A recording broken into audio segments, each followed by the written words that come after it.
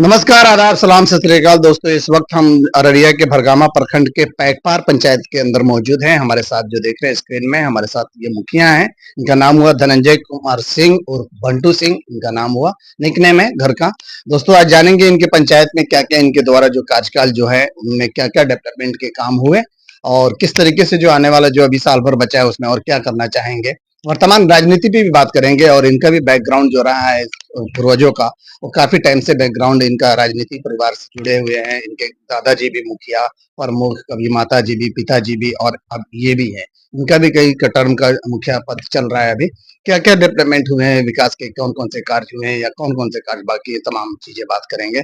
सबसे पहले धनंजय कुमार सिंह उर्फ बंटू सिंह, मेरे चैनल में आपका स्वागत। धन्यवाद सर, आपका भी स्वागत है। सर सबसे पहले जानेंगे कि जब आप मुखिया बने तो आपके जो पंचायत की सबसे जो प्राथमिकता जो थी वो पहले क्या थी, किस तरीके से बनी? मेरे पंचायत में सबसे बड़ी मूलभूत सुविधा की कमी थी कि यहाँ पे एक हॉस्पिटल नहीं था या कोई निजी वाहन नहीं था कि हम किसी पेशेंट को अगर किसी तरीके की कोई इमरजेंसी आ जाए तो हम किसी को अपने हॉस्पिटल में पहुंचाए। तो मेरा सबसे पहला अभियान ये रहा कि मैं एम्बुलेंस की व्यवस्था सबसे पहले पंचायत के लिए अवेलेबल कराऊं। मेरा पहला अभियान ये था और मैंने पंचायत सरकारी राशि से, सरकार से मदद लेके मैंने एम्बुलेंस की व्यवस्था करवाई, जिससे अभी यहाँ के पंचायत लोगों को हॉस्पिटल जाने में किसी भी तरीके की कोई परेशानी नहीं होती है। नहीं होती है। नहीं होती। अभी मैंने स्वास्थ्य के क्षेत्र में आपने काम किया, अच्छा। जी, अभी अभी सर मेरा जैसे मैंने कल जिला पदाधिकारी महोदय से मिला हुआ था, मैंने उनको बताया था कि सर मेरे पंचायत में उप स्वास्थ्य केंद्र नहीं है। उन्होंने आश्वासन दिया था, तो कल मैंने अपने पंचायत भवन में उप स्वास्थ्य केंद्र का भी उद्घाटन किया है और कल से सुचारू यहाँ पे दवाई वितरण भी शुरू हो गया है, जिससे लोगों को बड़ी अच्छी सुविधा मिलनी शुरू हो गई है। जी, काफी आप राजनीतिक परिवार से हैं। पिछले टर्म में भी आपकी माताजी भी मुखिया रही हैं, शायद प्रमुख रहे हैं लोग, आप लोग और आप लोग भी ठीक से संपन्न परिवार से हैं। जनता के लिए क्या माने ये आपके जो मेन जो अभी जो कार्यकाल जो बचे हैं साल भर के, उसमें अभी क्या प्राथमिकताएं रहेंगी कि आप उसके लिए कुछ करना चाहते हैं या मेरी सर ये प्राथमिकता अभी जैसे मैंने एक मिशन बनाया हुआ कि मेरे पंचायत में एक हिंदू को लाश जलाने के लिए विद्युत शब्दागिरी की मैंने मांग मुख्यमंत्री से भी की है, जिला पदाधिकारी महोदय से भी लिखित आवेदन करके किया हुआ, जो मुझे लगता है कि उनका आश्वासन करीब-करीब मेरे फेवर में आया है कि ठीक है, आप अपने पंचायत में विद्युत शब्दागिरी बना सकते हैं। मुस्लिम के लिए मैंने कब्रिस्तान की घेराबंदी कर दी है, जो आज तक कभी नहीं हुआ। मैंने उसकी घेराबंदी कर दी है और मेरा है कि हॉस्पिटल और ये शब्दागिरी और एक हम चाहते हैं कि अपने पंचायत में एक वृद्ध आश्रम लागू करें, क्योंकि इस तरीके के बूढ़े लोग हैं जो अपने परिवार से इनको भगा दिया जाता है। उनकी उनको बहुत बड़ी समस्या रहती है, तो वो मेरे पास आते हैं, तो मैं उनका किसी तरीके से या किसी डीलर से या खुद के पॉकेट से कुछ डाल के उनका हेल्प करता हूँ। लेकिन मैं चाहता हूँ कि एक प्रॉपर उनके रहने के लिए हम एक व्यवस्था करें, जिसमें कि वो लोग आके रहे। और सर ये कारण क्या होता है इस तरीके से जो बच्चे अपने माता-पिता के साथ करते हैं, वो क्या कारण होता है? किस तरीके से वो प्रभावित होते हैं बताइए? जो आज उनका है, कल वो दिन उनका भी होगा, उनके भी आगे बच्चे आएँगे। जी, क्या मैसेज देना चाहेंगे ऐसे लोगों को? हम सर यही घूम के सबको समझाते हैं कि देखो आज वो वृद्ध हुए हैं, तुम भी कल उसी उम्र में आओगे।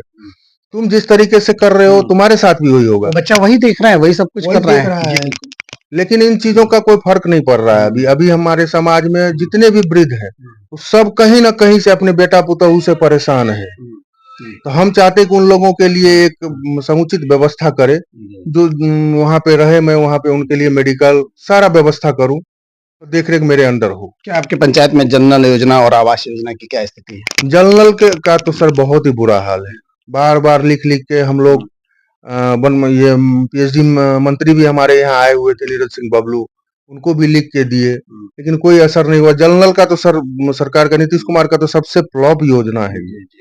यानी इसके अमाउंट बढ़ाने के बाद पीडब्ल्यूडी भी लिया तो भी कुछ भी ढंग से नहीं। कुछ असर नहीं। बीच में बोला गया था कि ये पंचायत के हवाले कर दिया जाएगा। अगर ये सर पंचायत के सुपुर्द रहता, तो शायद ये इस स्थिति में नहीं होती। ये जर्जर हालत बेहतर होती सर।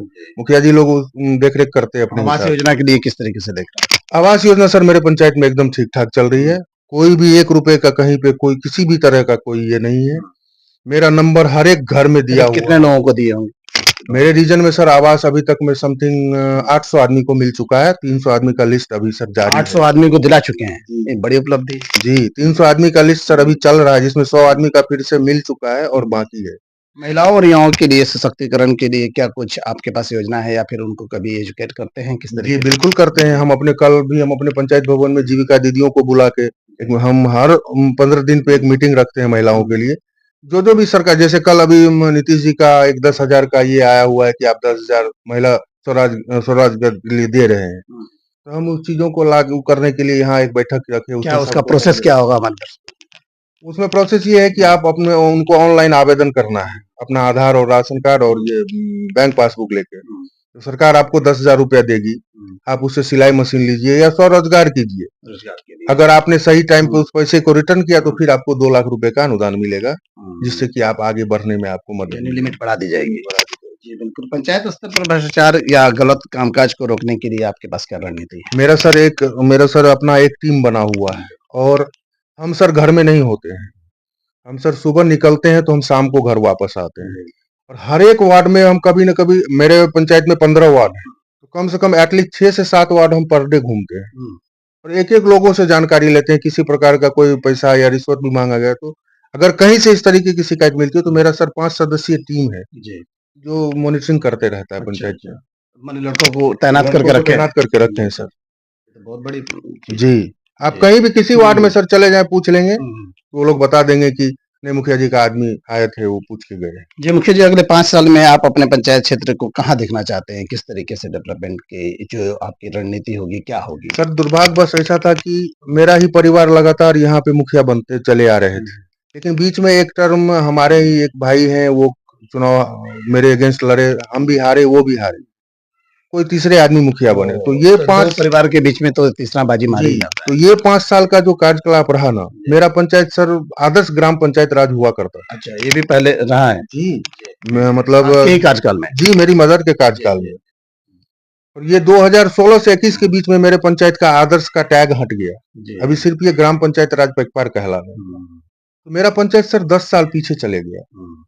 फिर जब हम सर हुए मुखिया तो हम उन चीज़ों को ये कोशिश की कि जो-जो चीज़ें आज तक पंचायत में विकसित नहीं हुई है, मैंने उस पे फ़ोकस की। तो क्या अगले आने वाले 5 सालों में आपकी ये कोशिश रहेगी कि फिर से आदर्श बनाया जाए इसको? मैं तो सर लगा हुआ हूँ, मेरा माँग भी है कि सर मेरा पंचायत देखा जाए। अभी जैसे सर मेरा हुँ, स्वच्छता अभियान में मेरा पंचायत बेस्ट में गया है, जिला में भी और मुख्यमंत्री के अवार्ड में भी मेरा नाम गया। हुँ।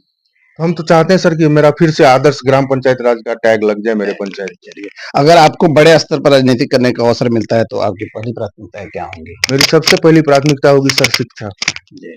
क्योंकि अभी सर मेरे मुखिया कार्यकाल में मेरे स्कूल में मैंने लग के अभी मेरा स्कूल यहाँ हाई स्कूल में तब्दील हो गया, 10+2 हो गया। हुँ, अभी मैं खुद से जाके बच्चों का पढ़ाई प्लस खाना ये सारा चीज़ देखता हूँ, हुँ, ड्रेसअप सारा चीज़ देखता हूँ। अभी मैंने बच्चों के लिए एक जैसे 10+2 की बहुत लड़कियाँ हैं, हुँ। तो सैनिटरी पैड की एक मशीन हम उसमें लगवाने जा रहे हैं उन लोगों के लिए।